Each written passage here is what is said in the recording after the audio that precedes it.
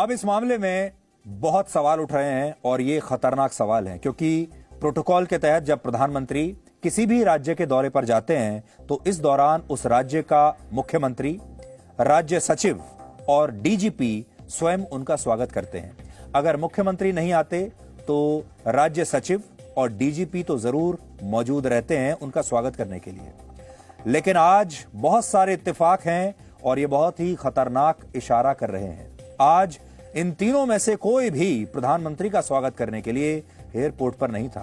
और जो बात सबसे ज्यादा चौंकाने वाली है, ध्यान से सुनिएगा, वो ये कि जब प्रधानमंत्री का काफिला सड़क मार्ग से फिरोजपुर के लिए निकला, उस समय उनके काफिले में पंजाब के राज्य सचिव, डीजीपी की गाड़ी, ये दोनों की गाड़ियां मौजूद थीं, लेकिन इन गाड़ियों में वो खुद मौजूद नहीं थे। डीजीपी की गाड़ी, ये प्रोटोकॉल के तहत होता है, इसलिए उनसे अब ये सवाल उठ रहे हैं कि पंजाब के राज्य सचिव और डीजीपी ने नियमों का पालन क्यों नहीं किया और वो प्रधानमंत्री के काफिले के साथ साथ खुद क्यों नहीं चल रहे थे। तो उन्होंने अपनी गाड़ियां तो लगा दी काफिले में, लेकिन वो लोग मौजूद नहीं थे। अब ये लोग, इनकी जो अनुपस्थिति है उस पूरे काफिले से, ये बहुत बड़ा इशारा कर रही है, क्योंकि एक पंजाब पुलिस का मुखिया है और दूसरा पंजाब प्रशासन का मुखिया है, और दोनों ही मुखिया उस समय प्रधानमंत्री के साथ मौजूद नहीं है। तो फिर वो क्या कर रहे थे, क्यों नहीं आए, और उनकी गाड़ी जब साथ साथ चल रही थी तो गाड़ी खाली क्यों चल रही थी। और तीसरी बड़ी बात यह है कि खुद मुख्यमंत्री चरणजीत सिंह चन्नी, वो खुद भी प्रधानमंत्री से मिलने के लिए नहीं आए। उन्होंने ये कह दिया कि उनके स्टाफ में कोई कोविड पॉजिटिव हुआ है, इसलिए वो भी नहीं आ सकते।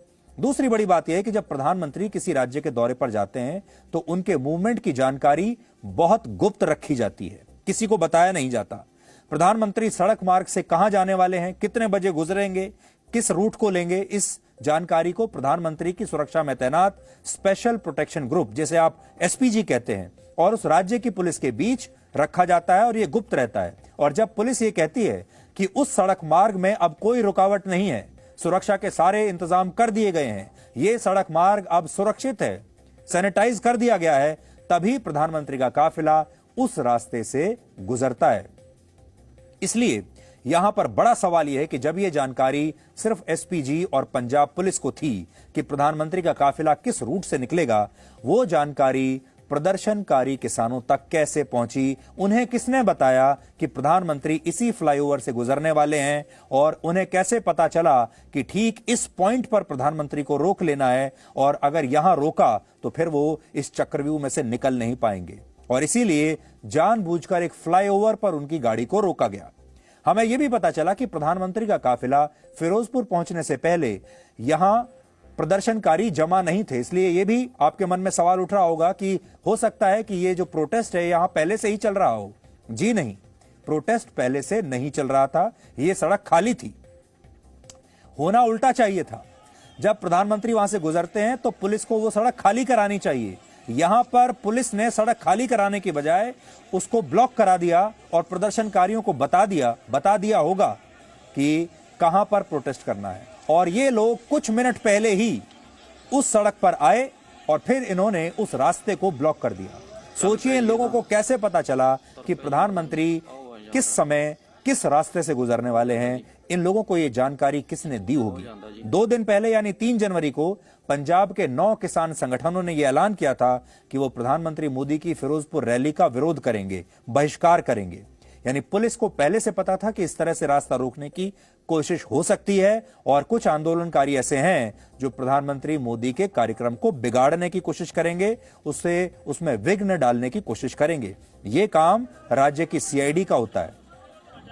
गुप्तचर जो होते हैं उन्हें यह बात पता होती है पहले से, लेकिन इसके बावजूद पुलिस प्रदर्शनकारियों को क्यों नहीं रोक पाई, ये आज एक बहुत बड़ा सवाल है। देश के राष्ट्रपति, उपराष्ट्रपति, प्रधानमंत्री, सुप्रीम कोर्ट के मुख्य न्यायाधीश और लोकसभा के अध्यक्ष जब भी किसी राज्य के दौरे पर जाते हैं तो उस राज्य की पुलिस को किन किन निर्देशों का पालन करना चाहिए और करना होता है, इस पर केंद्रीय गृह मंत्रालय ने विस्तृत गाइडलाइंस बनाकर रखी हुई है। और इन गाइडलाइंस की एक कॉपी आज मैं आपके सामने पढ़ने के लिए लेकर आया हूं।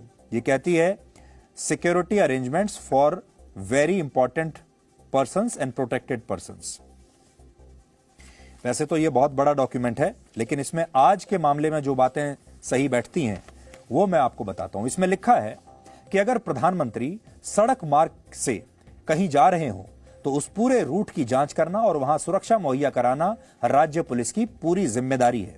अगर रास्ते में ऊंची इमारतें हैं तो उनकी पहचान करके वहां पर सुरक्षा कर्मियों को पहले से तैनात करना सिक्योरिटी प्रोटोकॉल का हिस्सा है, क्योंकि अगर आसपास ऊंची इमारतें हैं और वहां कोई आतंकवादी चला जाए या वहां कोई शार्प शूटर चला जाए तो वो उस ऊंचाई से प्रधानमंत्री को शूट कर सकता है।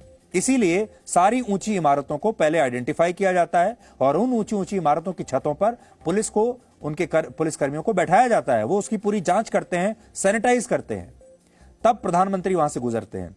और उस रास्ते में अगर कोई संदिग्ध वाहन दिखता है तो उसकी पहचान करना पुलिस की ड्यूटी है।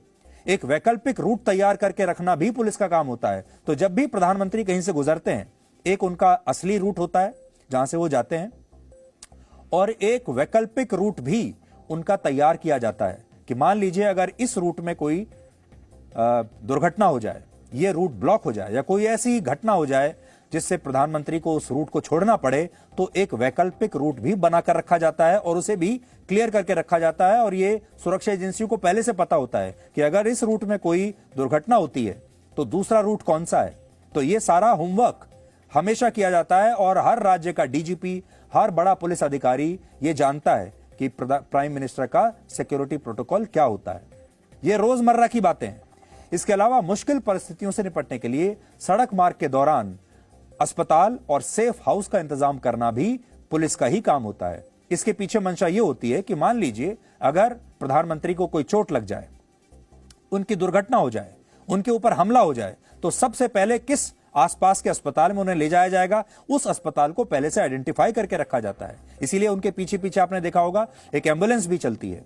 और साथ ही अगर और कोई बड़ी घटना हो जाती है, कोई बॉम्ब ब्लास्ट हो जाता है, तो आसपास कौन सा सेफ हाउस होगा जहां पर आप वीआईपी को ले जाकर उन्हें सुरक्षित वहां पर थोड़ी देर रख सकते हैं, उसे आइडेंटिफाई करना भी पुलिस का काम होता है।